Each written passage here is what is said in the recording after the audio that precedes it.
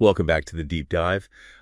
It is March 2026, and if you have been looking at the crypto markets lately, you will probably notice something strange. The middle ground is just gone. The digital asset world has officially cracked in half. It really has.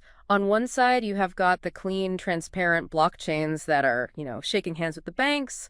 And on the other, you have protocols built for absolute, uncompromising silence. Right, and sitting dead center in that silent camp. Is Monero. Exactly. Our mission today is to parse through this new 2026 ecosystem analysis.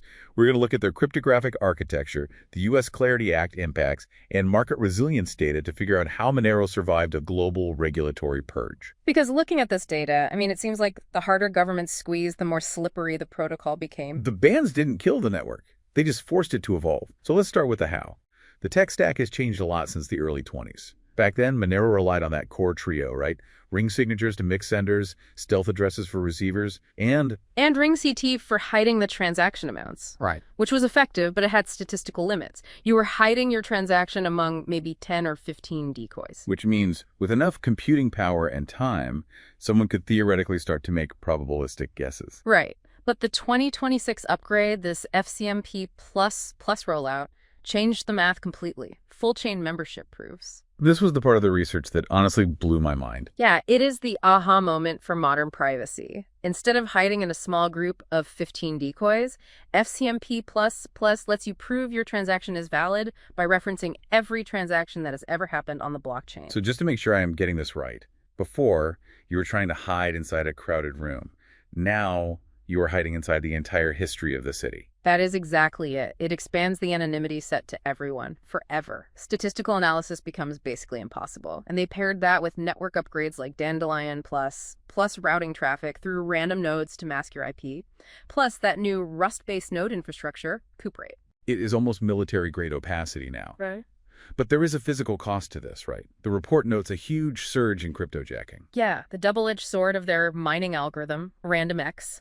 It forces mining onto regular consumer CPUs instead of giant corporate ASIC farms. Which sounds wonderfully egalitarian. Anyone with a laptop can secure the network. In theory, sure. But in practice, it means any infected laptop can become a miner for a hacker. The data shows a 35% jump in malware in Japan alone this year. Meaning your computer might be mining Monero for a stranger right now, and you wouldn't even know. So the tech is robust, but the optics are terrible. Which brings us to the regulatory hammer. The U.S. Clarity Act and the new EU rules basically nuked Monero from legitimate exchanges. Right. Binance, Crack, and they all delisted it. Regulators label them anonymity-enhanced cryptocurrencies, AECs. But what is really interesting is who didn't get kicked out. Zcash, for example, is still trading. And that is down to the toggle switch, right? Zcash is transparent by default. Exactly. You have to opt in to privacy on Zcash, which keeps regulators happy. Monero is private by default with no off switch. That stubbornness got it exiled. So if you cannot buy it on a major exchange, is it dead? The data says no? The liquidity just went underground to the parallel economy? We are seeing a massive spike in atomic swaps, peer-to-peer code where you send Bitcoin and receive Monero. No middleman, no KYC. Combine that with decentralized exchanges like Haveno running entirely on Tor, and you get a financial loop completely severed from the banking system. But there is a massive contradiction in the data here, the usage paradox. Right. By volume, 93% of transactions are just speculative or legitimate financial privacy, people protecting their net worth. But Monero basically holds a monopoly on the dark side.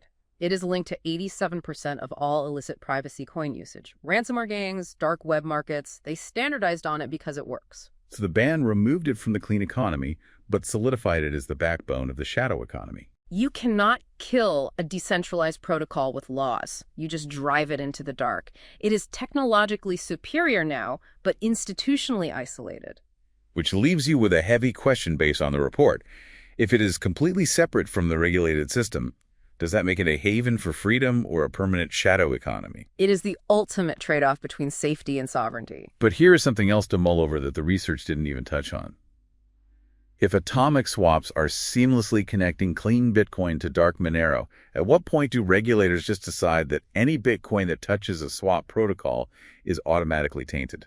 Oh, that is a terrifying thought for the broader crypto market, the contamination effect. Exactly. Think about that next time you look at your wallet. Thanks for taking this deep dive with us.